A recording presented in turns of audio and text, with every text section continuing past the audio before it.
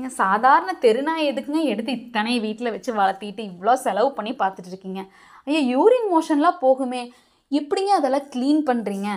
குழந்த வேறு இருக்குது, நீங்களே லோனில் இருக்கீங்க, இதெல்லாம் உங்களுக்கு தேவையா? இதெல்லாம் உங்களுக்கு தேவையா அப்படிங்கிற ஒரே ஒரு வார்த்தையோட தாக்கம் என்னன்னு நான் சொல்கிறேன் கேளுங்க. இத்தனை பிரச்சனைகள் இருக்குதுன்னு தெரிஞ்சும் நீங்கள் இந்த கேள்வியை கேட்குறீங்க. அப்போது இதோட நோக்கம் என்னவாக இருக்கும்? அவங்க மனசை கஷ்டப்படுத்தணும்னா? இது ரொம்ப தவறு தானேங்க. யாருமே இதை செய்யாதீங்க. இத்தனை கஷ்டத்துலேயும் அவங்க செய்கிறாங்க அப்படின்னா அவங்களோட அன்பு, விருப்பம், ஈடுபாடு அவங்க மேலே எத்தனை இருக்குன்னு யோசித்து பார்த்துருப்பீங்களா? கொஞ்சம் யோசிச்சு பாருங்களேன். இருக்கிற ஒரு வாழ்க்கை அவங்க நாளைக்கு நிச்சயம் இல்லை. அவங்களுக்கு பிடிச்ச மாதிரி வாழ்ந்துட்டு போட்டுமே. நம்ம யாரையும் கட்டி வைக்கவோ கட்டவிழ்த்து விடவோ கண்டிப்பாக முடியாதுங்க. நமக்கான வாழ்க்கையோட பயன் என்னவோ அதை நோக்கி நம்ம வாழ்க்கை போயிட்டே தாங்க இருக்கும். நம்ம இப்படி சொல்லி கஷ்டப்படுத்துறதுனால என்னங்க இருக்குது? அவங்க எவ்வளோ மன உளைச்சலுக்கு ஆளாவாங்கன்னு தெரியுங்களா? வீட்டுக்கு வரீங்களா, நல்ல விஷயம் பேசுங்க.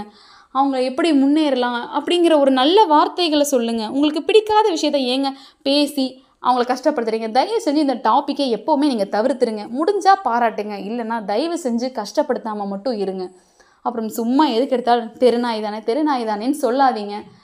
வெளிநாட்டு நாய்களை நம்ம எடுத்து வளர்த்தி பராமரிக்கிறதுனால நம்ம தெருநாய்கள், நம்ம நாட்டு நாய்களை நம்மளால் பார்த்துக்க முடியாமல் தெருவில் விட்ட காரணத்தினால மட்டும்தான் அவங்க தெருநாய்கள்.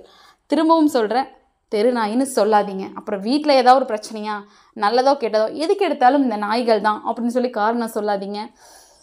எல்லாம் வச்சுருக்காங்க, குழந்தைங்க இருக்குது, வீட்டில் கஷ்டம் இருக்குதுன்னு அவங்களுக்கே தெரியும். அதை சார்ந்து அவங்க என்ன செய்ய முடியுமோ அதை மட்டும்தான் எல்லாரும் செய்வாங்க.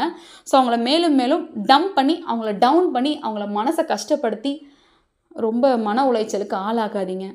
ரொம்ப கஷ்டமாக இருக்கும் அந்த விஷயம். அனுபவிக்கிற எங்களுக்கு மட்டும்தான் அதோட கஷ்டம் என்னன்னு புரியும். தயவு செஞ்சு ப்ளீஸ் யாரும் அதை பற்றி இனிமேல் பேசாதீங்க.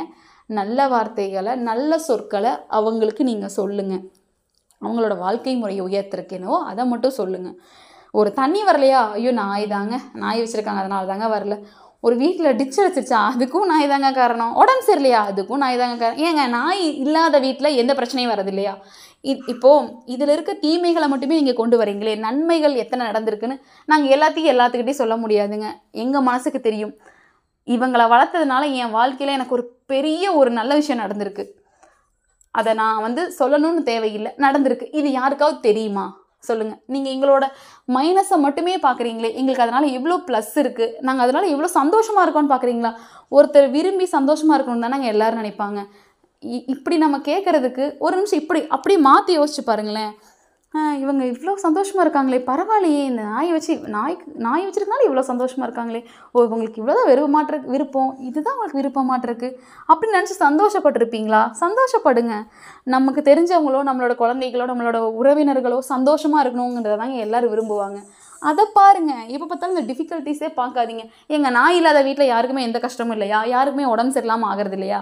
எந்த குழந்தைங்களுக்கும் உடம்பு சரியில்லாமல் ஆகிறது இல்லையா? அதே மாதிரி இவ்வளோ நாய்கள் இருந்தும் நாங்கள் நல்லா தாங்க இருக்கோம்.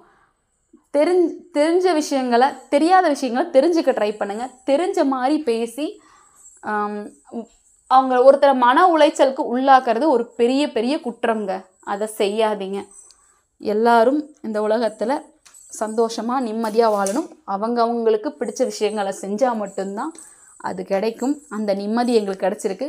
கடவுளோட ஆசீர்வாதம் ஃபுல்லாகவே எங்களுக்கு கிடைச்சதா நாங்கள் உணர்கிறோம். தயவு செஞ்சு இனிமேல் யாரும் கஷ்டப்படுத்தாதீங்க. நன்றி.